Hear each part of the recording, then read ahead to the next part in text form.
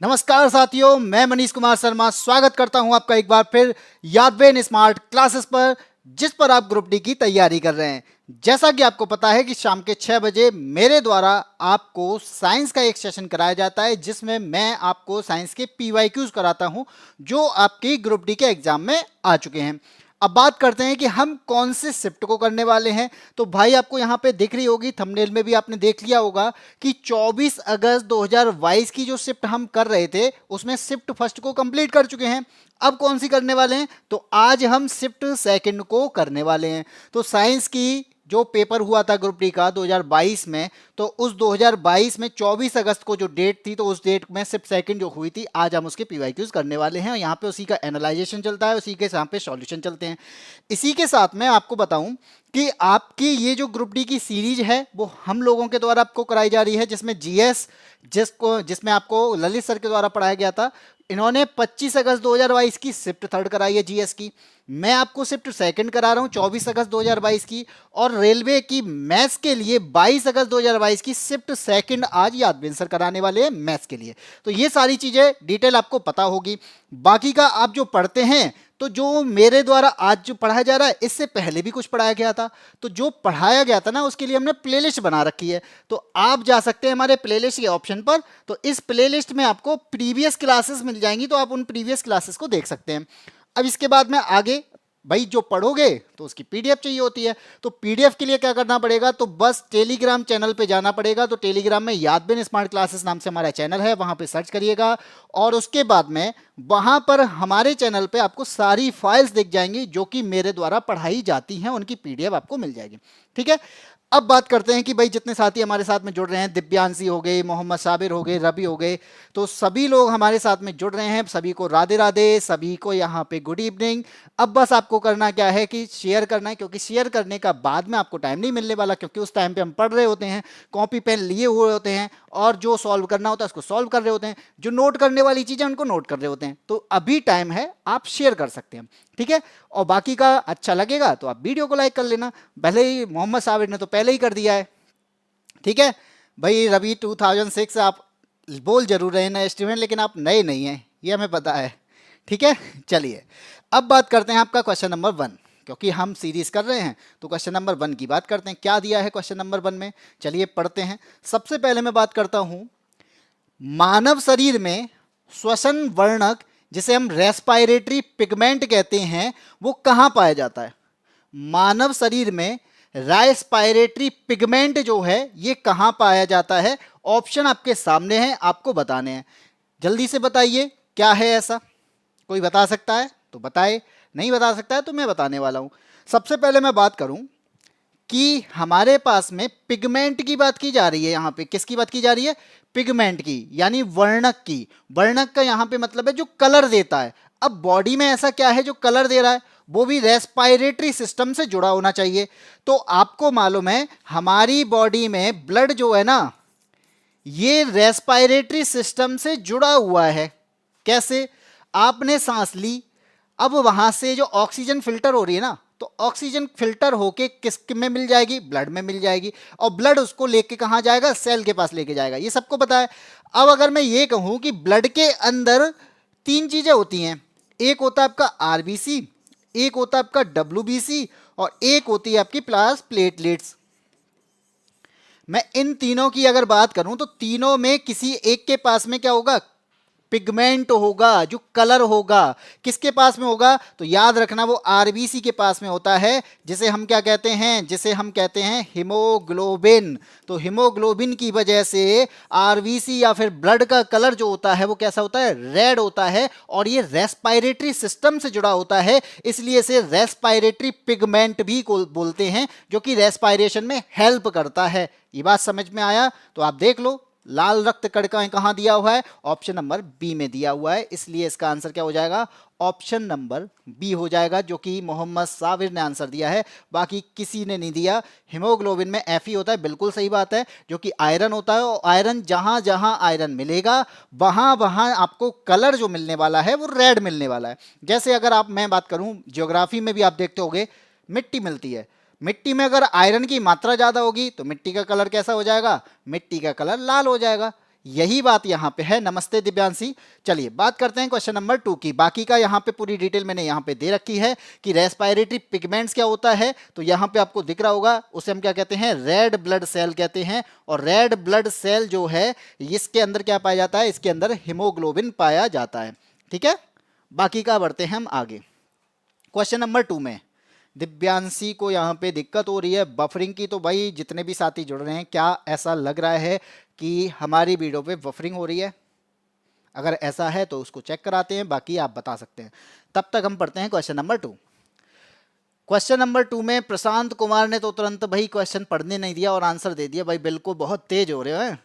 Question number 2 देखते हैं। निम्नलिखित में से किस दर्पण के द्वारा हमेशा आभासी एवं सीधा प्रतिबिंब बनेगा? ठीक है, मैं यहां पे अगर बोल रहा हूं कि निम्नलिखित में किस दर्पण के द्वारा, तो दर्पण आपको दिख रहे होंगे। हमारे पास में कौन कौन से दर्पण होते हैं? उत्तल दर्पण होता है, समतल दर्पण होता है और अवतल दर्पण होता है। इसमें आभासी एवं सीधा यानी वर्चुअल और कैसा, इसके अलावा वो आपका सीधा बनना चाहिए। ठीक है, अच्छा क्लास रुक जा रही है, चलिए एक बार चेक कर लिए, मैं करता हूं। ठीक है, अब मैं अगर यहां पे बात करूं, जब कॉन्वेक्स मिरर की बात करते हैं तो कॉन्वेक्स मिरर आपका होता है जहां पर जो आपका धसा हुआ टाइप का होता है, यानी इनर पार्ट जो होता है वहां पे क्या होती है, वहां पे पॉलिश होती है। और पॉलिश किसकी की जाती है? यहाँ पे सिल्वर नाइट्रेट की पॉलिश की जाती है, AgNO3 की पॉलिश की जाती है। तो आपको ये भी मैंने बता दिया। आपको मैं बताऊं कि उत्तल दर्पण में कहीं पर भी वस्तु रख दो, वस्तु चाहे यहां रखो, अनंत पे रखो, वहां रखो, कहीं भी रख दो, हमेशा यहां पर आभासी प्रतिबिंब बनेगा। कैसा बनेगा? उत्तल दर्पण में हमेशा आभासी प्रतिबिंब बनेगा। और ये याद रखना, अगर जहां पर आभासी प्रतिबिंब की बात आ जाए वो हमेशा सीधा बनता है। कैसा बनता है? हमेशा सीधा बनता है। और यही क्वेश्चन में पूछा गया है, तो यहां पे ए वाला पार्ट जो है वो सही है। समतल दर्पण की बात करूं मैं, तो समतल दर्पण में क्या होता है, आपने देखा होगा कि समतल दर्पण में भी हम लोग यहां पे खड़े होते हैं, हमारा प्रतिबिंब यहां पे दर्पण के पीछे बन रहा होता है। और जब दर्पण के पीछे बन रहा होता है तो वो प्रतिबिंब कैसा होता है, वो इमेज हमेशा आभासी होती है। कैसी होती है? आभासी होती है। और आभासी प्रतिबिंब हमेशा सीधा बनता है। बी भी हमें सही दिखा। सी की बात करूं तो यहां बोला गया है हमेशा होना चाहिए आभासी और सीधा। हमेशा की बात अगर आ रही है तो अवतल दर्पण में भाई यहां पर आपका वास्तविक प्रतिबिंब भी बनता है, यहां पे रियल इमेज भी बनती है, और इसके साथ साथ कैसा, आभासी भी बनती है। तो यहां पे हमेशा आभासी नहीं बनता, यहां पे दोनों इमेज बन रही हैं, इसलिए आपका ए और बी सही होंगे। तो ए और बी किस में दिए हैं? ऑप्शन नंबर सी में दिए हैं, इसलिए ए और बी यहां पर सही हो जाएंगे। एक मिनट रुकेगा, मैं चेक करता हूं। ठीक है,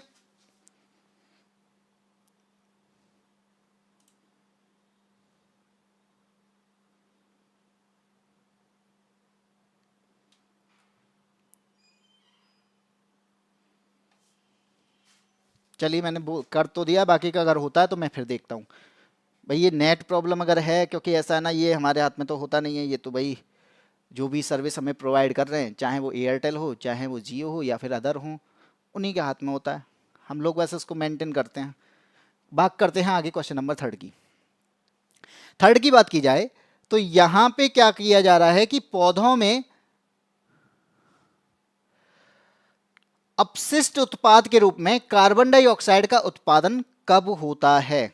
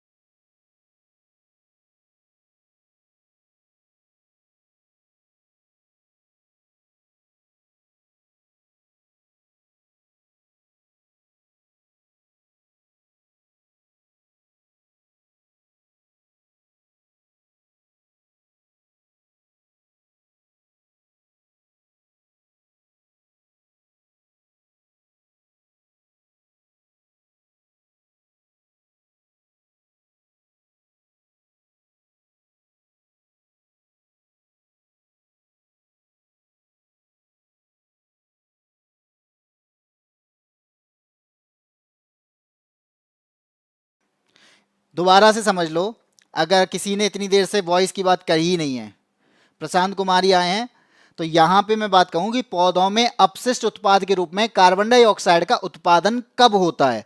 तो यहां पे बात होती है कि रेस्पायरेशन जो प्रोसेस होती है, इस रेस्पायरेशन प्रोसेस में हम ऑक्सीजन क्या करते हैं, ग्रहण करते हैं, और कार्बन डाइऑक्साइड बाहर करते हैं। ये चीज पौधे में भी होती है, कमेंट देख लिया मैंने, ये चीज पौधे में होती है। अब यहां पे मैं फोटोसिंथेसिस की बात करूं ना, फोटोसिंथेसिस यानी प्रकाश संश्लेषण क्रिया होती है जब सन की रेस जाती हैं, तो यहां पर कार्बन डाइऑक्साइड तो ग्रहण की जाती है और ऑक्सीजन बाहर की जाती है। अब हमसे क्या पूछा गया है, कार्बन डाइऑक्साइड बाहर कब की जाती है, उत्पादन कब होता है, जब इसको क्या किया जाएगा, रेस्पायरेशन प्रोसेस की जाएगी। और रेस्पायरेशन प्रोसेस में सेल के पास में क्या जाएगा, सेल के पास में यहां पे ऑक्सीजन जाती है, और ग्लूकोज के साथ में ऑक्सीजन मिलकर क्या बनाता है, कार्बन डाइऑक्साइड बनाता है और उसे बाहर करवाता है। यहां पे इसका मतलब ये क्या है, ये रेस्पायरेशन प्रोसेस कहलाती है। कब से बोल रहे हैं, कोई बात नहीं है, नहीं हो जाता है कभी कभी, मैंने कमेंट पे ध्यान नहीं दिया, मैं पढ़ाने पे ध्यान दे दिया, ठीक है। अब आपको समझ में आ गया होगा। तो इसका मतलब है कार्बन डाइऑक्साइड का उत्पादन श्वसन के दौरान होता है, ठीक। और श्वसन क्रिया आपकी पेड़ के अंदर भी होती है। इसी वजह से कहा जाता है कि रात में पेड़ के नीचे नहीं सोना चाहिए, क्योंकि रात में पेड़ श्वसन क्रिया करते हैं और श्वसन क्रिया की वजह से वो कार्बन डाइऑक्साइड ही बाहर करते हैं, ठीक है। मत देखो, रिकॉर्ड क्लास स्टार्ट हो गई है, अब सही चल रही है और कोई दिक्कत नहीं है। ये मैंने बता दिया, यहाँ पे आपको फोटोसिंथेसिस की क्रिया भी बता दी है और सेलुलर रेस्पायरेशन की प्रोसेस भी यहाँ पे आपको दिख रही होगी। तो फोटोसिंथेसिस में कार्बन डाइऑक्साइड जो है वो ग्रहण किया जाता है, ऑक्सीजन बाहर किया जाता है। सेलुलर रेस्पायरेशन में ऑक्सीजन ग्रहण किया जाता है, कार्बन डाइऑक्साइड बाहर किया जाता है। सिखा जी, अरे भाई तुम लोग पता नहीं क्या करते हो। रासायनिक अभिक्रिया में x का मान क्या है, नेक्स्ट क्वेश्चन है। रासायनिक अभिक्रिया दी गई है हमें और यहां पे हमें x का मान क्या निकालना है भाई। अब आप देखोगे मैथ्स में भी x का मान निकाला जाता है, यहां पर भी x का मान निकाल रहा है, रियल लाइफ में भी x इंपॉर्टेंट होती है। तो याद रखना कि x को अब पर ध्यान देना है, x का मान जरूर निकालना है। अब ये मत कहना x कितने थे, यहां बात करते हैं x का मान कितना है। तो आप देख रहे होगे, एक तरफ है आपका नाइट्रोजन, एक तरफ है हाइड्रोजन, और इन दोनों ने क्रिया की और बना क्या है हमारे पास में, अमोनिया बना है, जिसे हम NH3 कहते हैं, ठीक है, अमोनिया बन गया। अब आप देखोगे कि N2 की बात करूं मैं, तो N2 यहां पे इनको क्या करते हैं हम, लेफ्ट और राइट दोनों को क्या करते हैं, इक्वल करते हैं, तभी तो भाई x का मान निकलेगा, जब और लेफ्ट और राइट इक्वल हो जाएंगे। जब मैं नाइट्रोजन की बात करता हूं, और नाइट्रोजन हमारे पास में लेफ्ट में कितने हैं, 2 हैं, राइट में बात करें तो आप बताओ कितने हैं, तो राइट में भी हमारे पास में 2n है, यानी 2 ही है। अब बात करते हैं हाइड्रोजन की। हाइड्रोजन में इस साइड कितने x, ये तो निकालना है, लेकिन राइट में अगर देखूं मैं तो 3 ये हैं और 2 का मल्टीप्लाई हो रहा है, तो ये कितने हो गए, राइट में हो गए 6। और यहां पे आप देखो तो मेरे पास में 2, और मैं 6 करने के लिए क्या करूं, 3 का मल्टीप्लाई कर दूं, तो यहां पे आपका 3 का मल्टीप्लाई अगर 2 में कर देंगे तो हमारा क्या आ जाएगा, 6 आ जाएगा। इसलिए x का मान जो होगा वो क्या हो जाएगा, 3 होगा। ऑप्शन नंबर सी यहां पे सही होगा, ठीक है, बिल्कुल सही है, सी आंसर होगा। आगे बढ़ते हैं अगले क्वेश्चन पे। यहां पे एक दिया है आपके पास में जिप्सम, और जिप्सम से मुझे बनाना है प्लास्टर ऑफ पेरिस, और इसको कितने तापमान की आवश्यकता होती है जिससे हमारा प्लास्टर ऑफ पेरिस बन जाए। तो आप बताओ इसका आंसर क्या होगा। तब तक मैं आपको बताता हूं कि जिप्सम का फॉर्मूला क्या होता है। भाई हमें जिप्सम पता हो तभी तो मैं बता पाऊंगा कि प्लास्टर ऑफ पेरिस कैसे बनेगा। तो आप बताओ, जिप्सम होता है CaSO4 2H2O, क्या होता है, ये है आपका जिप्सम, ठीक है। जिप्सम का फॉर्मूला आपको दिख रहा होगा CaSO4.2H2O। अब यहां से प्लास्टर ऑफ पेरिस बनेगा, तो प्लास्टर ऑफ पेरिस का फॉर्मूला क्या होता है, CaSO4 हाफ H2O, ये हो गया आपका प्लास्टर ऑफ पेरिस, और बचा H2O आपका ये हो जाता है 3/2H2O, ठीक है। अब आप बताओ यहां पे हाइड्रोजन कितना था, 2 था, और वहां पे कितना रह गया, आधा रह गया है। तो यहां पे क्या किया जाएगा, यहां इसको टेम्परेचर दिया जाएगा, टेम्परेचर की वजह से ही तो यहां पे पानी जलेगा, और पानी भाप बन के उड़ जाएगा तो कितना बचेगा, हाफ बचेगा। तो इसका मतलब ये है कि यहाँ पे अगर मैं इसको बॉईल कर दूं, और बॉईल करने के लिए मेरे पास में टेम्परेचर कितना होना चाहिए, 100 डिग्री सेल्सियस होना चाहिए, इसलिए इसका आंसर क्या हो जाएगा, बी हो जाएगा। और इसे कहते हैं कैल्शियम सल्फेट हेमीहाइड्रेट। अगर यहाँ पे हाफ है तो हाफ को कहते हैं हेमी, और अगर यहाँ पे 2 है तो इसे कहते हैं डाईहाइड्रेट। तो याद रखना जिप्सम और पीओपी में फर्क कितना होता है, ये होता है कैल्शियम सल्फेट डाईहाइड्रेट, क्योंकि यहाँ पे हाइड्रोजन, यहाँ पे जल की मात्रा कितनी है, 2 है, यहाँ पे कितनी आधी है, तो यहाँ पे कहेंगे कैल्शियम सल्फेट हेमीहाइड्रेट। ठीक है, चलिए आगे बढ़। 373 नहीं होगा दिव्यांशी डिग्री सेल्सियस, पानी को जलाने के लिए 373 की जरूरत है मुझे। 100 डिग्री सेल्सियस पे पानी उबलने लगता है, और 100 पे जब पानी उबल रहा है तो मैं 373 क्यों दूं ना। हाँ ये है, मैं ये जरूर कह सकता हूं कि 100 डिग्री सेल्सियस है तो इसे 373 केल्विन की जरूरत हो सकती है। अगर आप ये कहना चाहते हो केल्विन में आंसर, तो 373 केल्विन हो सकता है, डिग्री सेल्सियस नहीं होगा भाई। डिग्री सेल्सियस में तो आपका यहाँ पे 100 डिग्री सेल्सियस पे ही उबल जाता है पानी, तो मुझे किसी की जरूरत ही नहीं है। आगे बढ़ते हैं। बाकी आपका यहाँ पे मैंने लिख के दिया है कि जब प्लास्टर ऑफ पेरिस को हम बनाते हैं तो हमें क्या करना था, हीटिंग जिप्सम, यानी जिप्सम को हीट करना होता है कितने टेम्परेचर पर, 100 डिग्री सेल्सियस पर। ठीक है, बाकी आपको यहाँ पे क्या क्या दिया, ये सारी चीजें आपको दे रखी हैं और आप यहाँ से नोट कर सकते हैं। बाकी अब बढ़ते हैं अगले क्वेश्चन पे, क्वेश्चन नंबर 6 पे। ठीक है, कोई बात नहीं है दिव्यांशी, मैंने आपको समझाया है, अगर गलती हो गई है कोई बात नहीं है, यहाँ पे गलती कर सकते हो, बस यहाँ तक ही गलती रहनी चाहिए, आगे गलती नहीं होनी चाहिए। GS, Hindi, English, math 50 question. अच्छा, राजस्थान स्पेशल। क्वेश्चन नंबर 6 की बात करते हैं। यहां हमें क्या दे रखा है, निम्नलिखित में से कौन सा लवण लगभग 7 पीएच वाला जलीय विलयन उत्पन्न करेगा। तो आपसे अगर मैं ये कहूं पीएच की वैल्यू कितनी है, 7 है, और अगर 7 है तो ये न्यूट्रल है यानी उदासीन है, या क्या कहेंगे, ये जो वैल्यू है ये कैसी है, उदासीन है। तो इनमें क्या करना है, यहां पे इनको बनाने के लिए मेरे पास में क्या होना चाहिए, तो याद रखना जब भी उदासीन रिएक्शन बनानी हो, यहां पर A प्लस बी जो है वो क्या बनेगा, सॉल्ट बनेगा, और प्लस क्या होगा, H2 होगा। किस कंडीशन पे, याद रखना A से हो जाएगा एसिड, B से होगा आपका बेस, और सॉल्ट जो बना वो कैसा होगा, न्यूट्रल होगा। तो इसी वजह से रिएक्शन को कहते हैं न्यूट्रलाइजेशन रिएक्शन।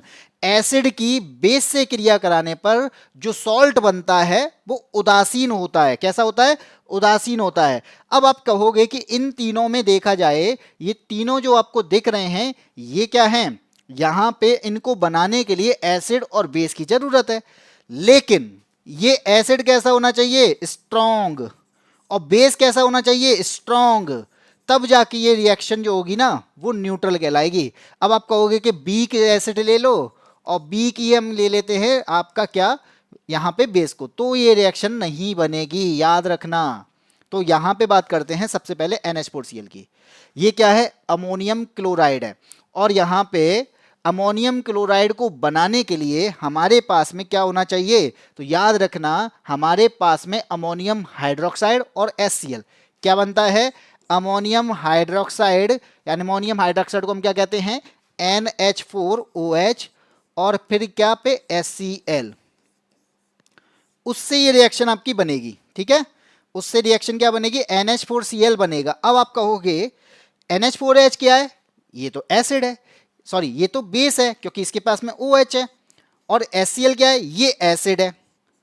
अब दिमाग जा रहा होगा, एसिड की बेस से क्रिया कराने पर न्यूट्रल बनता है, भाई न्यूट्रल बनता है, लेकिन हमें कैसा चाहिए, 7 pH वाला, तो क्या बन जाएगा भाई, याद रखना एसिड ये कैसा है भाई, स्ट्रॉन्ग है, और ये कैसा बेस है, ये वीक बेस है, कैसा है, ये वीक है। तो एसिड कैसा है, स्ट्रॉन्ग है, बेस कैसा है, वीक है, और हमें क्या चाहिए, स्ट्रॉन्ग एसिड और स्ट्रॉन्ग बेस चाहिए। तो इसका मतलब क्या है, यहां पे फर्स्ट जो होगा ये गलत हो जाएगा, क्योंकि NH4Cl उदासीन नहीं होगा, ये एसिडिक होगा। कैसा होगा, एसिडिक नेचर का होगा, क्योंकि यहाँ पे बेस, यहाँ पे जब मैं एसिड की बात करूंगा वो ज्यादा स्ट्रॉन्ग है और इस वजह से एसिडिक होगा।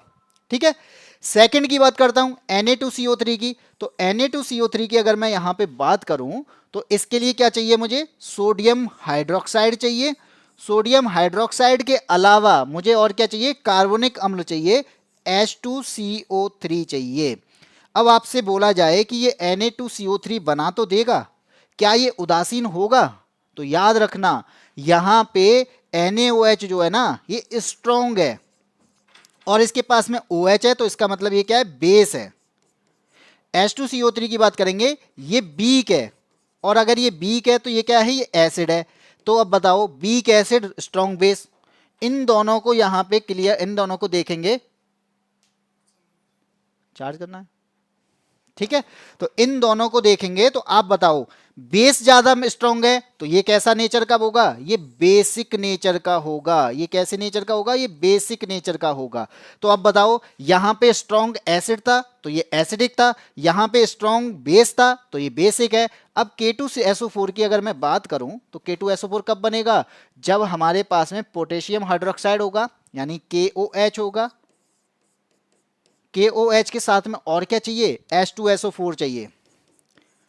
और मैं यहां पे बात करूं ना, ये क्या है, स्ट्रॉन्ग है, और स्ट्रॉन्ग कैसा, बेस है, और ये क्या है, ये स्ट्रॉन्ग एसिड है। और यही मैंने बताया था कि मुझे स्ट्रॉन्ग बेस के साथ में स्ट्रॉन्ग एसिड चाहिए, तब जो हमारे पास में सॉल्ट मिलेगा वो कैसा होगा, 7 pH का होगा और उदासीन होगा।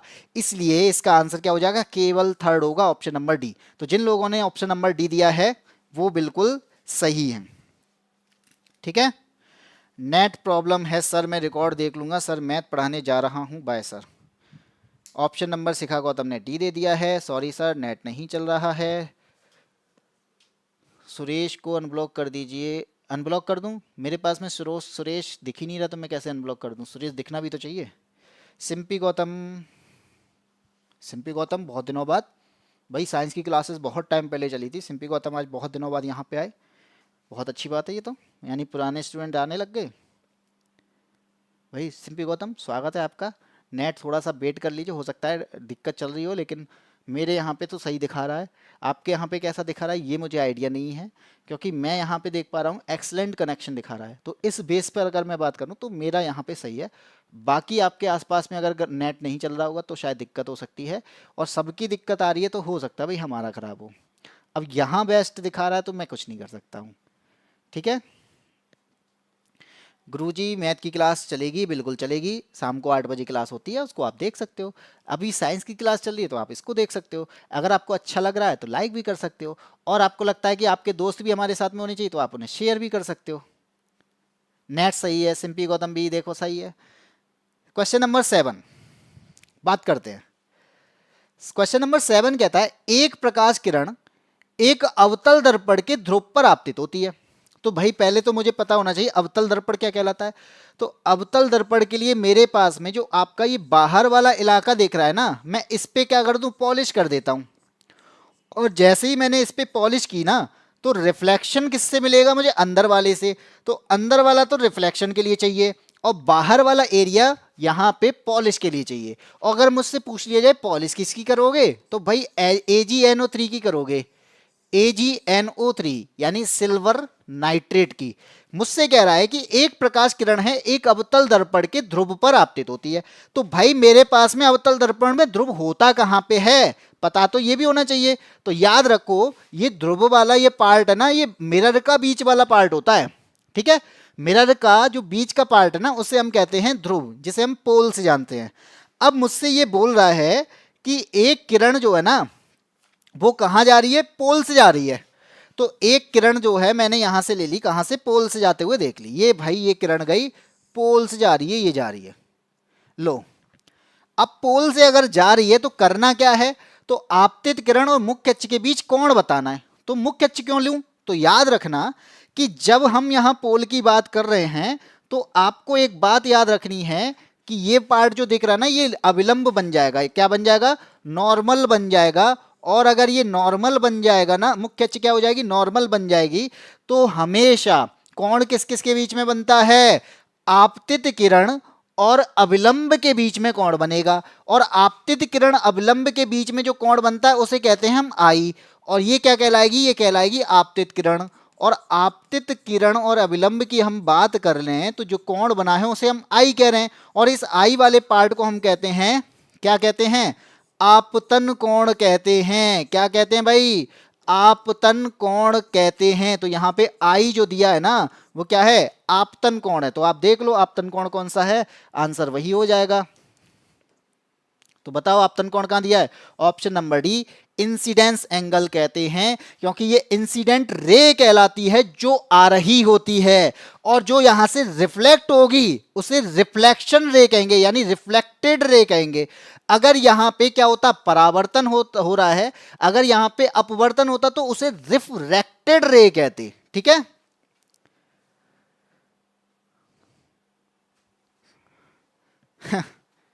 चलो क्वेश्चन नंबर 8। यहां दूसरे का प्रमोशन करने आ रहे हो, क्या बात है, हम कुछ कह नहीं रहे तो दूसरे का प्रमोशन कर दोगे, कोई बात है। अपने ड्रीम को पूरा करो, और ड्रीम को पूरा करने के लिए हम पढ़ा रहे हैं भाई, इस पर ध्यान दो। दूसरे से फोकस क्यों कर रहे हो, इतना ज़्यादा दूसरे पे फोकस करोगे फिर अपनी लाइफ का क्या करोगे। क्वेश्चन नंबर 8 देख लो, हो सकता है यही आ जाए। 8 की बात करते हैं, एक माध्यम के निरपेक्ष अपवर्तनांक का मान हमेशा होता है। हमेशा याद रखना, जो अपवर्तनांक होता है ना वो अपवर्तनांक हमेशा 1 से ज्यादा होता है। ठीक है, क्या होता है याद रख लेना, इसको याद ही कर लेना कि हमेशा 1 से ज्यादा होता है अपवर्तनांक। जब भी आपसे पूछा जाए, मैंने बोला अगर वायु का अपवर्तनांक कितना होता है, तो भाई वायु का अपवर्तन होता है 1.003। तो ये क्या कहलाएगा, यानी इसका मतलब है कि वायु 1 से ज्यादा दिख रहा है अपवर्तनांक, तो इसका मतलब ये हो गया कि माध्यम का जो अपवर्तनांक होता है वो हमेशा 1 से ज्यादा होता है। ठीक है, चलिए आगे बढ़ते हैं, क्वेश्चन नंबर 9 की बात करते हैं। 9 यहां पे क्या दे रखा है, 9 कह रहा है कि निम्न में से कौन सी धातु, यहां पे क्या है, मेटल दे रखी है हमारे पास में, कॉपर है, मैग्नीशियम है, पारा है, और इसके अलावा आपको यहां पे लोहा दे रखा है। कौन सी जो धातु है ना एल्यूमिनियम सल्फेट विलयन से एल्यूमिनियम को विस्थापित कर देगी। तो यहां पे अगर मैं ये बात करूं, एल्यूमिनियम सल्फेट से एल्यूमिनियम को विस्थापित अगर करना है ना, तो जो यहां पे धातु होगी वो ज्यादा रिएक्टिव होनी चाहिए। ज्यादा रिएक्टिव होगी तभी तो उसको पार कर पाएगी। मैंने बोला था कि मैं क्या कर रहा हूं, एल्यूमिनियम सल्फेट से यहां पे एल्यूमिनियम को अगर हटा दूं, यानी सल्फेट की जगह पे दूसरा कोई आएगा, इसका मतलब ये है, तो वो ज्यादा रिएक्टिव होना चाहिए। और इन चारों में से आप बताओ कौन ज्यादा रिएक्टिव है, और आपको याद करना है तो मैंने यहाँ पे सारी चीजें दे रखी हैं। तो हमारे पास में अगर बात करें तो कौन सा है, कॉपर, मैग्नीशियम, Hg और Fe। तो आप देखो कॉपर है, मैग्नीशियम है, और आपका पारा है, और आपके पास में फेरस है। ठीक है, ये चारों दे रखे हैं, आप देखो कौन सा का है। कॉपर लेस रिएक्टिव है तो कॉपर गलत हो गया। अब इसके अलावा और क्या दे रखा है, मरकरी की बात कर रहा हूं, मरकरी लेस रिएक्टिव है तो मरकरी गलत हो गया। फेरस की बात करोगे तो फेरस कहां पे है, फेरस तो यहां दिखाई नहीं रहा, यानी फेरस जो है आयरन, आयरन ये गया आपका, ये आपका मोर रिएक्टिव है। लेकिन मैग्नीशियम को जब मैं देखता हूं ना तो मैग्नीशियम आयरन से भी ज्यादा रिएक्टिव है। इसका मतलब क्या है, मैग्नीशियम सही होगा। मैग्नीशियम के अंदर पावर है क्या, कि एल्यूमिनियम सल्फेट को वो क्या कर देगा, हटा देगा, सल्फेट को अपने साथ मिला लेगा। क्या कर लेगा, सल्फेट को अपने साथ मिला लेगा। सर क्लास रुक रही है मेरी। ऐसा करते हैं, अगर आपको ज़्यादा दिक्कत हो रही है तो आज की क्लास को यहीं रोक के इस क्लास को कंटिन्यू कर दें कल। क्यों, क्या जितने साथी मेरे साथ में आज जुड़े हैं मैं उनसे एक बार ये पूछना चाहता हूँ कि अगर आप हमारे साथ में जुड़ रहे हो और आप ये चाहते हो कि ये क्लास रुके ना, तो अगर इस क्लास को मैं कल के लिए ट्रांसफ़र कर दूँ, यानी कल के लिए पोस्टपोन कर दूँ, तो क्या कल बेस्ट रहेगा, या फिर कल नई क्लास लेके आऊँ और इसी को आज कंटिन्यू करूँ, ये बता दो। चलो अब भाई सबको दिक्कत आ रही है, क्लास रुक रही है, तो भाई मैं इसमें इतना ही कर सकता हूँ कि आज क्लास को रोक देता हूँ और इसी क्लास को कल कंटिन्यू कर लूँगा। तो फिर चल रही है, अब कुछ लोग कहते हैं चल रही है, कुछ लोग कह रहे हैं नहीं चल रही है। चलिए पढ़ाते हैं। ये समझ में आ गया कि एल्यूमिनियम सल्फेट से एल्यूमिनियम विस्थापित वही कर पाएगा जो ज्यादा रिएक्टिव होगा। ठीक है, जो ज्यादा रिएक्टिव होगा। तो हमने देखा इन चारों में जो सबसे ज्यादा रिएक्टिव था वो कौन था, वो हमारा मैग्नीशियम था। और इससे लेस रिएक्टिव आपका फेरस, और इनसे भी लेस रिएक्टिव में आपका कॉपर और Hd थे। ठीक है, बिल्कुल ठीक है।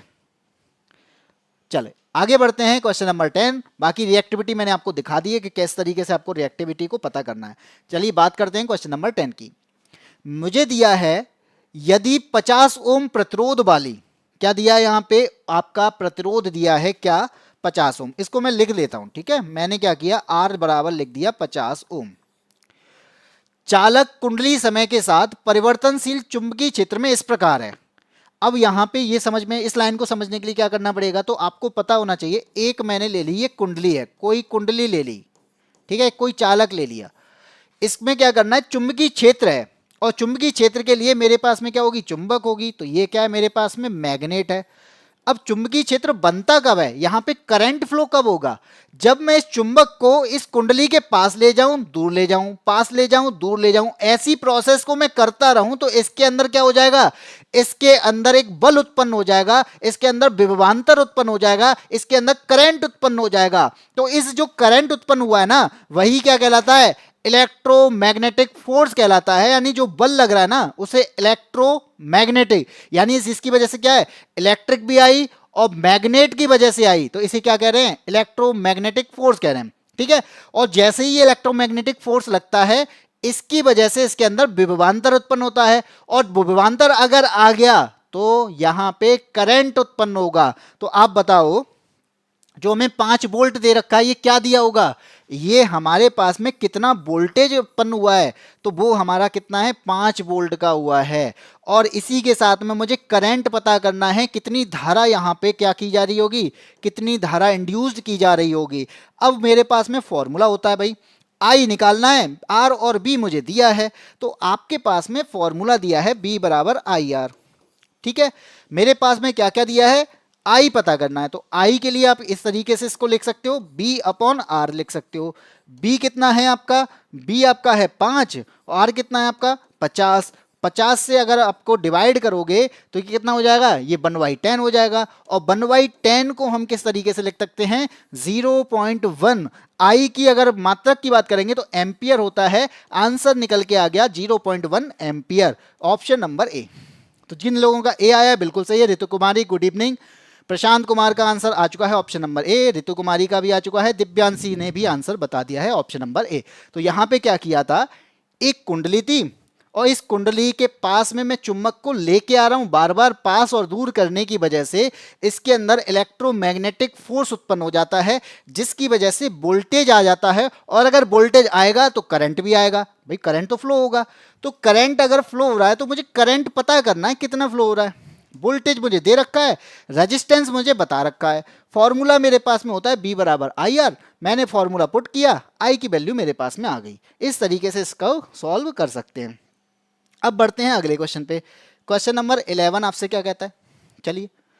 और 11 के आने से पहले आपके बारे में थोड़ा सा हम अपने प्रमोशंस की बात करते हैं। जो होता है क्या है कि हमारा एक आपका बैच आ रहा है, और जो बैच है जिसका नाम है group D batch champion batch, और ये ग्रुप डी के एग्जाम्स के लिए बहुत इंपॉर्टेंट बैच है। और जिस तरीके से हम आपको पढ़ा रहे हैं, ये आपको समझ में आ रहा होगा कि किस तरीके से आपको थ्योरी और कंसेप्ट को हम पढ़ाने वाले हैं। ये पीवाईक्यूज की क्लास है जिसमें हम क्वेश्चंस को समझाते हैं, और ये वाली जो क्लास है चैंपियन बैच में, इसमें हम आपको थ्योरी और कंसेप्ट को लेकर पढ़ाएंगे, जिससे कि आपके किस तरीके के क्वेश्चंस बनते हैं वो क्वेश्चन भी आपको बताएंगे। और यहाँ पर हम क्या क्या करने वाले हैं, लाइव क्लास नोट्स प्रोवाइड करने वाले हैं, टेस्ट सीरीज आपको कराएंगे, और जिस पढ़ाने का तरीका होगा वो बेसिक से एडवांस रहेगा। यानी जिस तरीके तक आपके क्वेश्चंस पूछे जा सकते हैं, कहाँ तक वो एक्सपेक्टेशन लगा सकते हैं, वो वहाँ तक हम लेके जाएंगे। क्लासेस बाइलिंगुअल रहेंगी, आपको दिखाई दे रहा होगा। डाउट क्लासेस, भाई डाउट मुझे लगता है आएगा नहीं, और आया तो उसके लिए अलग से क्लास आपको मिल जाएगी, ठीक है। यह मिलेगी कहाँ पे, यहाँ पे आप पढ़ रहे हो यादबिन स्मार्ट क्लासेस के यूट्यूब चैनल पे, और इन क्लासेस के लिए आपको जाना पड़ेगा यादबिन स्मार्ट क्लासेस की एप्लीकेशन पर। और एप्लीकेशन कहाँ मिलने वाली है, आपके प्ले स्टोर पर। प्ले स्टोर पर जाके आप वहां से डाउनलोड कर सकते हो, यादबिन स्मार्ट क्लासेस सर्च करके। वहां पर जैसे ही आप इस एप्लीकेशन पे रजिस्ट्रेशन करते हैं, रजिस्ट्रेशन के बाद में आपको हमारा बैच का होम पेज पे आपको हमारा बैच दिख जाएगा। और इस बैच की मात्र कीमत है 399 रुपए, जहां पे आप मात्र 399 के अंदर वो सब्जेक्ट पढ़ने वाले हैं कंप्लीट सिलेबस के साथ में। चाहे वो आपका साइंस हो, चाहे वो आपकी मैथ्स हो, चाहे वो आपकी रीजनिंग हो या फिर आपकी जीएस हो। और इन सब की डेमो क्लासेस अगर आपको देखनी है तो ये डेमो क्लासेस हमारी एप्लीकेशन पर भी पड़ी हुई हैं और हमारे यूट्यूब चैनल पर भी है। तो किस तरीके से, किस कंटेंट के साथ में हम आपको पढ़ाने वाले हैं, कैसा कंटेंट रहेगा, अपडेटेड रहेगा या नहीं रहेगा, और वो क्वेश्चंस एग्जाम में आने वाले क्वेश्चंस को यहाँ पे शामिल करेंगे कि नहीं करेंगे, वो सारी चीज़ें यहाँ आपको प्रोवाइड कराएंगे, जिससे आपको लगे कि हाँ कि हमने चैंपियन बैच पढ़ा था और इस वजह से आपका ग्रुप डी क्वालिफाई हुआ है। तो चलिए आप इसको क्या कर सकते हैं, बाई कर सकते हैं। मात्र 399 रुपये में आपको ये मिलने वाला है यादबेन स्मार्ट क्लासेस की एप्लीकेशन पर। अब बात करते हैं कौन कौन पढ़ाने वाला है। तो आपको देख रहे होंगे मैं तो वही साइंस पढ़ा रहा हूँ, मैं तो आपको यहाँ पे भी साइंस पढ़ाऊंगा तो उसमें भी साइंस पढ़ाऊंगा।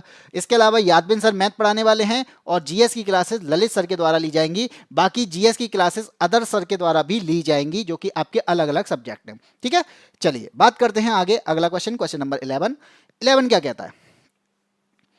11 यहाँ पे कहता है क्या कि जब किसी विद्युत उपकरण के टर्मिनल्स पर, जब किसी विद्युत उपकरण कोई भी ले लो, तो आपको पता है हर विद्युत उपकरण के पास में दो टर्मिनल होते हैं जहां से करंट को फ्लो कराना होता है कि नहीं होता? अगर आपने स्विच देखा हो या कुछ भी देखा हो, मैं कहता हूं बल्ब भी देखा हो, तो बल्ब के पास में भी क्या होते हैं, बल्ब भी अगर होगा तो उसके पास में भी दो टर्मिनल होंगे। तो इन दोनों टर्मिनल से क्या किया जाता है, यहां से वोल्टेज दिया जाता है। यहां आपको वोल्टेज दिया है 50 वोल्ट का। ठीक है, कितना दिया है, 50 वोल्ट का वोल्टेज दिया है। इसमें 5 एम्पियर की धारा दी जाती है। धारा कितनी है इसमें, 5 एम्पियर की धारा दी जाती है। यदि विभवांतर को बढ़ा दें, मान लीजिए इस 50 वोल्ट की जगह पे हमने विभवांतर जो है वो कितना कर दिया है, 110 वोल्ट कर दिया है, तो उपकरण द्वारा धारा कितनी होगी, यानी अब आपका करंट कितना इसमें फ्लो होगा, ये हमें बताना है। और प्रशांत ने आंसर दे दिया है, बाकी देखते हैं। चलिए, तो सबसे पहले B और I की वैल्यू हमें दे रखी है। यहां से इस वाली प्रोसेस से हम इसका रेजिस्टेंस पता कर सकते हैं। अब रेजिस्टेंस कैसे पता करेंगे, तो फॉर्मूला हमारे पास में होता है B बराबर IR, और B बराबर IR की बात करेंगे तो B हमारे पास में है कितना, 50, I हमारे पास में है 5, R हमें निकालना है। यहां से इसको करेंगे तो R बराबर जो आया वो आया 10 ओम का प्रतिरोध, यानी इसके अंदर यहाँ पे 10 ओम का प्रतिरोध है। अब मैं बात करूं कि हमारा कोई बल्ब, मैंने मान लिया बल्ब है, तो बल्ब थोड़ी चेंज हो जाएगा। बल्ब में जो चीजें यूज हुई हैं उसका रेजिस्टेंस तो बराबर ही रहना है। तो रेजिस्टेंस फिक्स रहेगा जब हम एक ही चीज का यूज कर रहे हो, अगर इसमें वोल्टेज बढ़ा रहे हो तब। ठीक है, तो रेजिस्टेंस हमारा कितना हो गया, वही जो कि हमारा पिछले टाइम पे था। तो सेम रेजिस्टेंस के साथ में अगर मैं फिर से B बराबर IR लगा दूं, तो B बराबर IR में हमारे पास में B कितना है, 110 है, I मुझे निकालना है, R की वैल्यू हो जाएगी 10। तो इस वजह से इसका जो आंसर आने वाला है 11 आएगा, और I का मात्रक जो होता है वो A होता है, यानी एम्पियर होता है, इसलिए आपका आंसर 11 एम्पियर होगा। ऑप्शन नंबर डी सही होगा। तो जिन लोगों ने A, भाई दिव्यांशी A नहीं होगा, प्रशांत कुमार A कैसे हो जाएगा भाई, भाई 10 का डिवाइड कर रहे हैं 110 से, 110 से हम अगर 10 का भाग देंगे तो कितनी बार जाएगा, अगर करके भी देखो, चलो मैं अलग से कर लूं। 110 है और इसको 10 से डिवाइड करेंगे, 0 से 0 कट गया, बचा कितना, 11 बचा यार। अच्छा 11 एम्पियर बता रहे हो, मुझे लगा कि ऑप्शन नंबर ये बता रहे 11 का है। अच्छा क्वेश्चन नंबर भी तो 11 है, क्या करूं। चलिए आगे बढ़ते हैं, क्वेश्चन नंबर 12 पे आते हैं। 12 क्या कहता है, सिंपी गौतम डी आंसर बिल्कुल सही है। अब आते हैं क्वेश्चन नंबर 12 पे। 12 आपको क्या कह रहा है, आपने देखा होगा हमारे पास में सेल होती है, और अगर कई सारी सेल मिल जाएं तो वो टिश्यू का निर्माण करती हैं। जैसे अगर आप देखो, अगर मैं आपसे कहूं कि हमारे पास में होती है ईंट, क्या है हमारे पास में ईंट है, और मैं कई सारी ईंट को मिला दूं ना, तो ईंट को मिलाने पर दीवार खड़ी हो जाती है, तो मानी क्या बन गई भाई, दीवार बन गई। और कई सारी दीवार को अगर मैं चारों तरफ से घेर दूं तो क्या बन जाता है भाई, तो आपका कमरा बन जाता है, और इसी कमरे से आपके कई सारे कमरे होंगे तो भाई पूरा घर बन जाता है। होता है कि नहीं होता, ईंट से दीवार बनती है, दीवार से आपकी कमरे बन जाते हैं, कमरे से आपका घर बन जाता है। यहीं पर अगर मैं ये बात करूं कि अगर मेरे पास में ईंट का काम सेल कर रही है, कोशिका कर रही है, तो कोशिका से कई सारी कोशिकाएं मिलेंगी तो क्या बन जाएंगे, हमारे पास में टिश्यू बन जाएंगे। और सही कई सारे टिश्यू मिलेंगे तो ऑर्गन बन जाएगा, और कई सारे ऑर्गन बन जाएंगे तो इससे बन जाएगा हमारा ऑर्गन सिस्टम। ठीक है, अंग तंत्र बन जाएगा। तो ये समझ में आया, जिस तरीके से घर की बेसिक यूनिट ईंट होती है वैसे ही शरीर की बेसिक यूनिट सेल होती है। ठीक है, ये तो होगी हमारी शरीर की बात। लेकिन अगर ये सेल जो है, ये अगर मैं प्लांट की बात करूं तो वही प्लांट सेल कहलाएगी। और प्लांट सेल के अंदर एक सेल होती है जिसका नाम क्या है, एरेनकाइमा। और एरेनकाइमा में क्या होता है कि जो आपके पास में सेल होती है ना, इस सेल के पास में, ये सेल जो है ना, इसके पास में कैविटी ज्यादा होती है, यानी स्पेस ज्यादा होता है। और अगर स्पेस ज्यादा हो जाए तो इसमें क्या भर जाती है, एयर भर जाती है। क्या भर जाती है, एयर भर जाती है। और अगर एयर भर जा रही है तो उसे हम एरेनकाइमा कहते हैं। और ये जो कहाँ मिलने वाली है, याद रखना, अगर एयर भर रहे हैं, क्यों भर रहे हैं, एयर से क्या रहेगा, वो चीज ऊपर रहेगी। ऊपर कहाँ रहेगी, पानी के अंदर होगी। यानी एक्वेटिक जो है, एक्वेटिक प्लांट जो होते हैं, पानी वाले जो प्लांट होते हैं, उसकी पत्तियां जो हैं आपको ऊपर तैरती हुई दिखाई देती हैं। क्यों दिखाई देती हैं, उसके पास में एरेनकाइमा सेल होती है, और एरेनकाइमा सेल में एयर भर जाती है। एयर भर गई तो एयर उसे ऊपर की तरफ में रखती है। अब आप बता दो, चारों में से पानी के अंदर या पानी में कौन सा पौधा होता है, पानी के अंदर या पानी में कौन सा पौधा होता है, मटर होती है या जलकुंभी होता है, नीम होता है या नागफनी होती है। चारों को अगर आप देखोगे तो जलकुंभी को आप बताओगे कि जलकुंभी एक ऐसा पौधा है जो कि पानी के अंदर दिखता है, यानी पानी के ऊपर आपको उसकी पत्तियां तैरती दिखती हैं। नहीं पता चल रहा तो आपको ये दिख रहा ना, ये पेड़ पौधा, ये जलकुंभी है। ये कहाँ है, पानी में उगता है। ठीक है, आपने देखा होगा वो एक वो आता है, क्या कहते से, सिंघाड़ा बोलते हैं, सिंघाड़ा बोलते हैं। सिंघाड़े का जो पेड़ होता है, पौधा होता है ना, वो कहाँ होता है, पानी में होता है। तो इन सब के अंदर जो पानी के अंदर हो पा रहे हैं ना, उनके अंदर एरेनकाइमा सेल होती है। और इनकी सेल के अंदर जो कैविटी होती है, उसमें एयर भर जाती है, जिसकी वजह से उसके पौधे की जो पत्तियां होती है ना, ऊपर हमें तैरती हुई दिखती हैं। आया समझ। तो ये आपको समझ में आ रहा होगा, जैसे मैंने ये प्लांट बनाया, इस प्लांट में बताया कि ये आपकी क्या है, सेल है, और इस सेल के पास में कुछ स्पेस होता है, और इस स्पेस में एयर भरी है, और एयर उसको ऊपर लेके आ रही है। इस वजह से ये पेड़ के पौधे जो हैं वो हमें पानी के ऊपर तैरते हुए दिखाई देते हैं। इसलिए इसका जो आंसर होगा वो क्या हो जाएगा, जलकुंभी आंसर हो जाएगा, ऑप्शन नंबर बी हो जाएगा। अब बताइए, समझ में आया, आया समझ, आगे बढ़े, चलते हैं। क्वेश्चन नंबर आते हैं 13 पे। 13 क्या कहता है भाई, 13 यहां पे कहता है पानी पल बोलते हैं। अब ये कहां बोलते हैं ये तो मुझे नहीं पता। ये क्या है, finally AB de Villiers has connected to the class from Johannesburg South Africa. Finally AB de Villiers has connected to this class from Johannesburg South Africa. हाँ भाई, एवी डिलियर्स आ चुके हैं साउथ अफ्रीका से। भाई साउथ अफ्रीका से क्यों भाई, आईपीएल चल रहे हैं, यहाँ आना चाहिए था। प्रशांत कुमार ने आंसर भी दे दिया है। फ्लेमिंग की बात कर रहे हैं, आपको पता है फ्लेमिंग के दाएं हाथ के नियम के बारे में। ये आपको याद रखना चाहिए कि इसमें क्या बोला जा रहा है कि आपके पास में कुछ चुंबकीय क्षेत्र है। मैंने बोला कि आपके पास में कोई चुंबकीय क्षेत्र है, ये ले लीजिए, ये है चुंबकीय क्षेत्र वाले जगह। ठीक है, और इस चुंबकीय क्षेत्र में अगर मैं ये कहूं कि मेरे पास में कोई चालक है, या मान लो कोई वायर है, ठीक है, कोई भी वायर है, तो मैंने ले लिया ये वायर है। ठीक, अब इस वायर में क्या कर रहा हूं मैं, मान लो वायर में गति कराना स्टार्ट कर दूं, क्या कर दूं, मूवमेंट कराना स्टार्ट कर दूं। तो मैंने जिस तरीके से बताया था कि चुंबक को कुंडली के पास में पास लेके जाएं, दूर लेके जाएं, पास लेके जाएं, दूर लेके जाएं, तो इस वजह से उसके अंदर करंट इंड्यूस हो जाता है। तो यहां पर भी इस वायर को मैं क्या करूं, मूव कराना स्टार्ट कर दूं, ऊपर नीचे दाएं बाएं, तो क्या होना चलेगा, करंट इंड्यूस होना स्टार्ट हो जाएगा।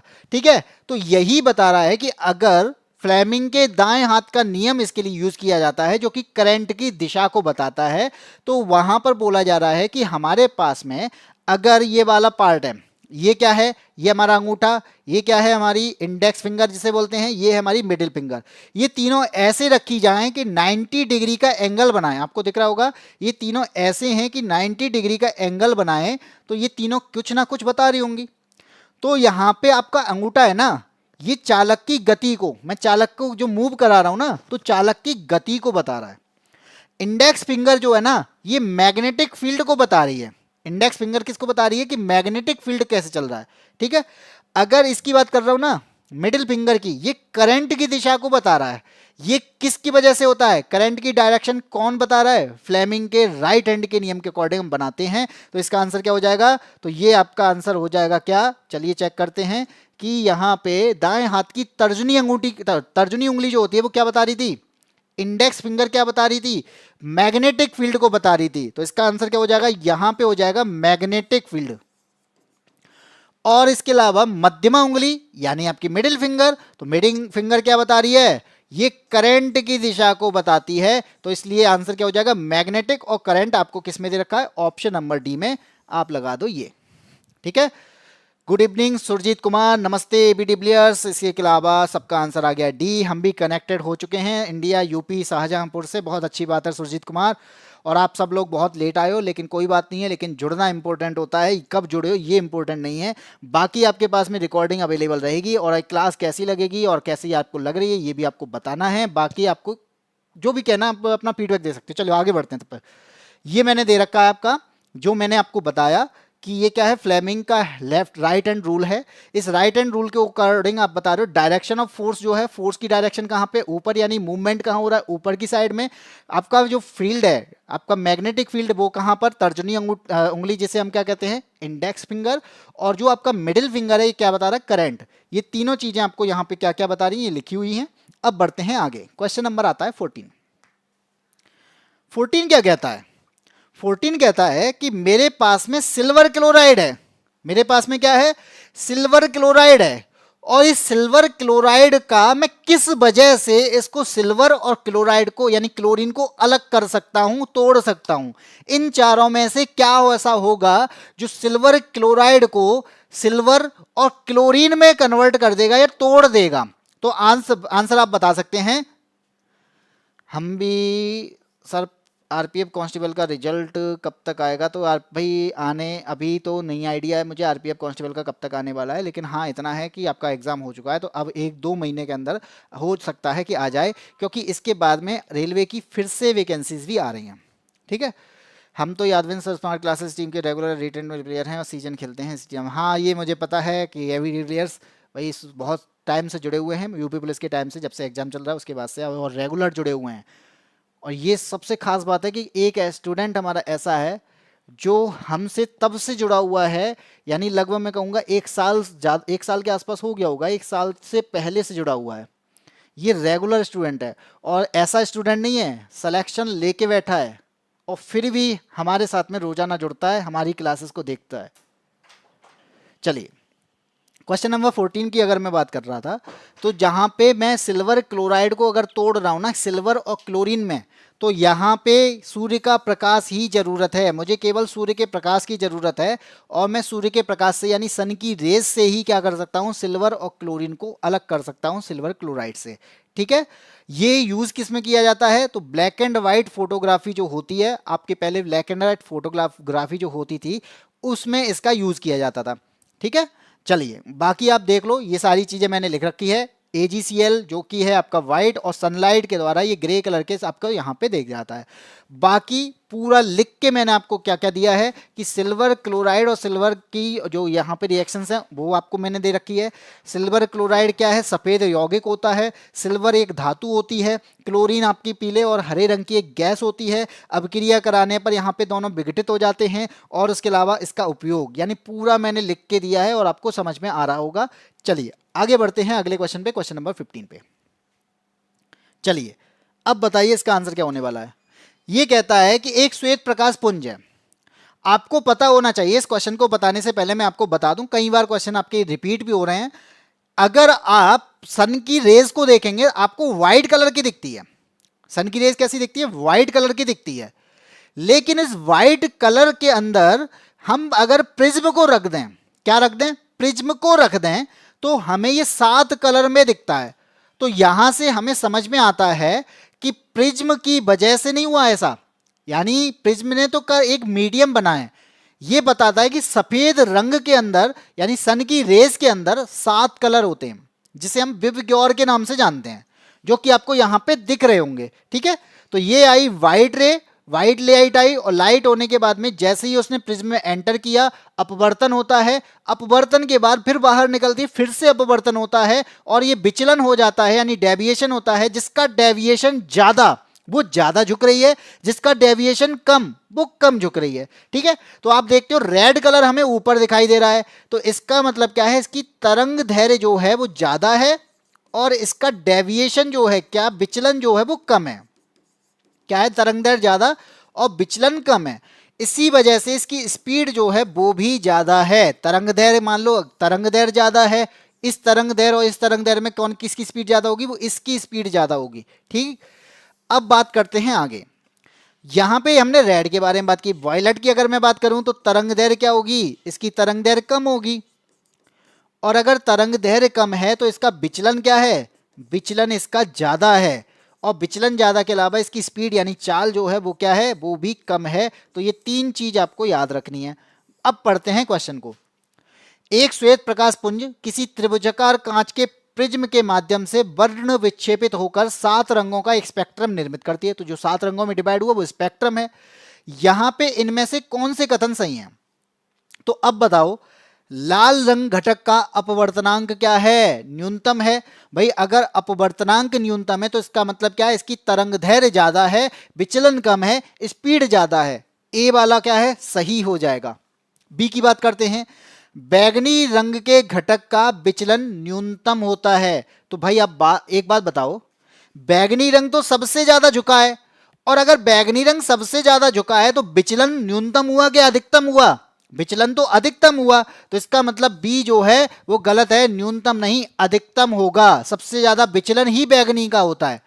सी कहता है कांच में श्वेत प्रकाश के सभी घटकों की चाल समान होती है।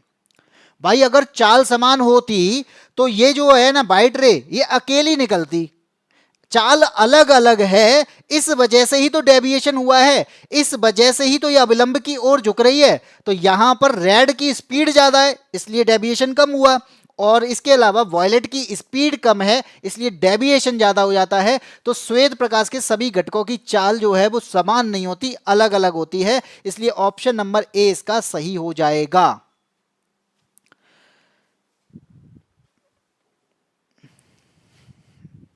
भैया तोता तोती थोड़ी चल रहा है, तोता के फीमेल वर्जन को क्या कहते हैं। यहाँ पे देखो हम पढ़ा रहे हैं यहाँ पे अपवर्तनांक, हम पढ़ा रहे हैं यहाँ पे अपवर्तन, यहाँ पढ़ा रहा हूँ मैं प्रिज्म, यहाँ पढ़ा रहा हूँ मैं श्वेत प्रकाश को 7 रंगों में डिवाइड किया जाता है, किसका अपवर्तनांक ज्यादा है, किसका तरंग दैर्घ्य ज्यादा है। वो कह रहा है तोती कैसी होती है। वाह सर यूपीएसआई दरोगा, भाई बिल्कुल स्ट्रेटजी बन चुकी है। यूपीएसआई दरोगा की क्लासेस भी स्टार्ट होने वाली हैं और सुबह आपको 9 से 10 के आसपास में आपको ये क्लासेस दिख जाएंगी। हम सुबह 10 बजे आपका यूपीएसआई से रिलेटेड जितने भी सब्जेक्ट होते हैं, चाहे वो रीजनिंग का हो, चाहे आपका मूल विधि का हो, या फिर आपकी जीएस हो, या फिर आपकी मैथ्स हो, तो सभी का हम फिर से स्टार्ट करने वाले हैं सुबह 9 बजे 10 बजे, जो कि आपको 1-2 दिन के अंदर मिल जाएगी। अभी आपका ग्रुप डी का वो शाम को रहेगा, एसआई का आपको सुबह मिलने वाला है। ठीक है, चलो आगे बढ़ते हैं, क्वेश्चन नंबर 16 पे आते हैं। 16 की बात करते हैं। भाई मानव नर यानी हम लोगों की बात की जा रही है, हम लोग क्या है, नर हैं। नरों में मौजूद लिंग गुणसूत्र XY है। ठीक है, यहां पे बोला जा रहा है लिंग गुणसूत्र लिखा है, लेकिन अगर इसको बोले ना हम सेक्स क्रोमोसोम्स बोलेंगे।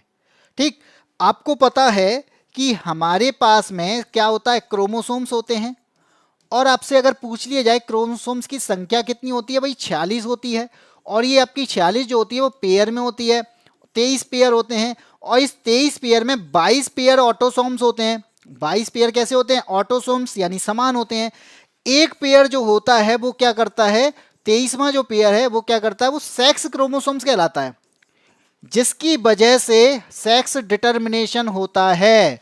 यानी सेक्स का डिटर्मिनेशन कि ये लड़का होगा या फिर लड़की होगी, ये डिपेंड करता है वो एक पेयर पे। ठीक है, और एक पेयर पे के डिपेंड कैसे करेगा, अगर वो मेल है तो क्रोमोसोम्स एक्स आपके क्या होंगे, अगर वो मेल है तो क्रोमोसोम्स एक्स और वाई होंगे। ठीक है, एक्स और वाई होंगे। अगर वो फीमेल है तो क्या होंगे, क्रोमोसोम्स एक्स और एक्स होंगे। क्या होंगे, मेल है तो एक्स वाई होंगे, फीमेल है तो एक्स और एक्स होंगे। ये बात आपको याद रखनी चाहिए। क्रोमोसोम्स की संख्या 46, 23 पेयर में 22 पेयर ऑटोसोम्स होते हैं, एक पेयर सेक्स क्रोमोसोम्स होता है, मेल में XY क्रोमोसोम्स होते हैं, फीमेल में XX क्रोमोसोम्स होते हैं। यहां पे पूछा जा रहा है कि जो XY है ना, यानी मेल वाला पार्ट जो हमें दे रखा है, इनके बीच में डिफरेंस होता है कि नहीं होता? तो भाई होता है। क्या डिफरेंस होता है वो मैंने आपको फोटो में दिखा दिया कि एक्स क्रोमोसोम्स जो होता है ना, वो तो होता है बड़ा। कैसा होता है? बड़ा होता है। वाई क्रोमोसोम जो होता है ना, वो छोटा होता है। यहां पे आप देख लो कि एक्स गुणसूत्र बड़ा होता है, वाई गुणसूत्र छोटा होता है, इसलिए आंसर क्या हो जाएगा? ऑप्शन नंबर बी हो जाएगा। क्या हो जाएगा? ऑप्शन नंबर बी हो जाएगा। एक्स क्रोमोसोम्स बड़ा और वाई क्रोमोसोम्स छोटा होता है। बी आंसर बिल्कुल सही है। प्रशांत ने आंसर दे दिया है।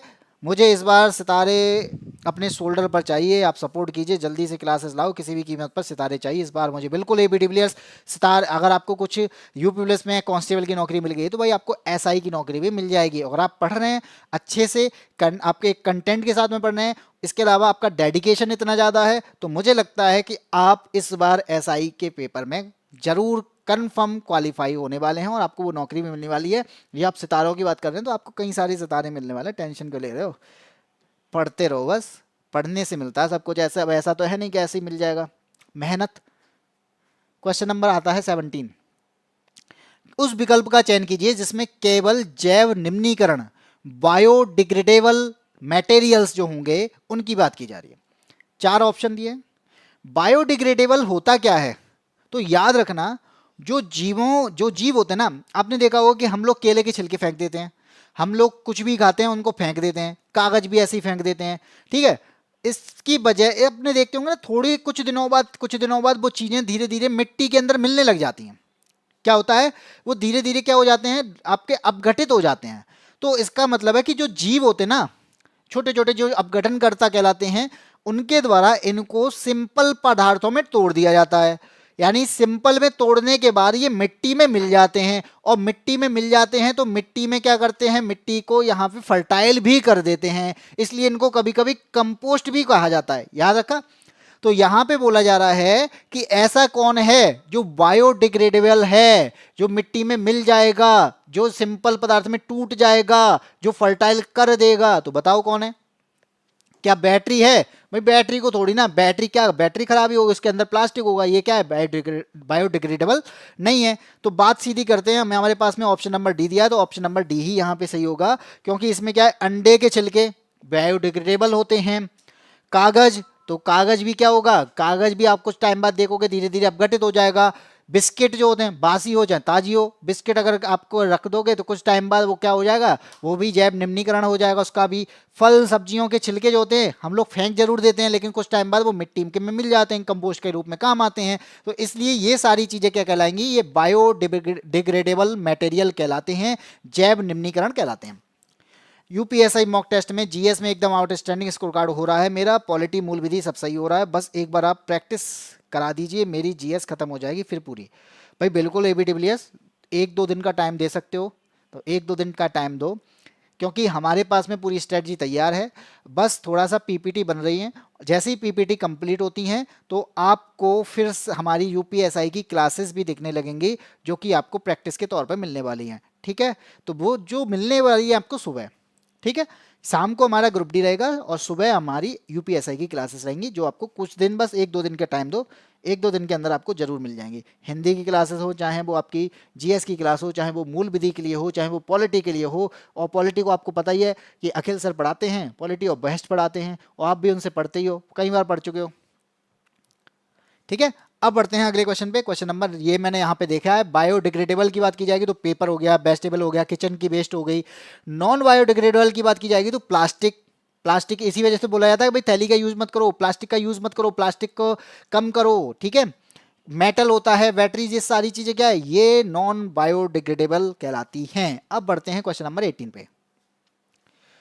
सर जी प्लस इस सीरीज को कंटिन्यू रखिएगा। बिल्कुल प्रशांत, सीरीज कंटिन्यू रहने वाली है, ये थोड़ी ना खत्म होने वाली है, ये तो शाम को चलती है, वो सुबह की बात हो रही है। तो यूपीएसआई सुबह और ग्रुप डी आपकी शाम को। क्वेश्चन नंबर 18 की बात करेंगे तो एक इलेक्ट्रिक ओवन की रेटिंग हमें दे रखी है 2500 वाट, ठीक है। हमें क्या दे रखा है? एक ओवन की रेटिंग दे रखी है, कितनी? 2500 वाट दे रखी है। और अगर मैं 2500 वाट को अगर लिखना चाहूं तो मैं इसे 2.5 किलोवाट लिख सकता हूं, क्योंकि अब मैं किलो का यूज कर रहा हूं तो इसे 2.5 किलोवाट लिख लिया। इसके द्वारा 5 घंटे उपयोग की जाती है। ठीक है, अगर मुझसे टाइम पूछा जाए तो मैंने कितना यूज किया, 5 घंटे। टाइम, अगर टाइम की बात की जाए तो टाइम मैंने कितना यूज कर लिया, इसको 5 घंटे। 2.5 किलोवाट के एक ओवन को मैं 5 घंटे चलाता हूं, 2.5 किलोवाट के ओवन को मैं 5 घंटे चलाता हूं, तो कितनी ऊर्जा खपत होगी, कितनी एनर्जी कंज्यूम करेगा। तो आपको मालूम होना चाहिए कि ये क्या कहलाती है, इलेक्ट्रिकल एनर्जी कहलाती है। और इलेक्ट्रिकल एनर्जी को हम किस तरीके से लिखते हैं, किलोवाट घंटा में यूज करते हैं। और 1 किलोवाट घंटा हमारा क्या कहलाता है, यूनिट कहलाता है, जो आपके बिजली के मीटर से आता है।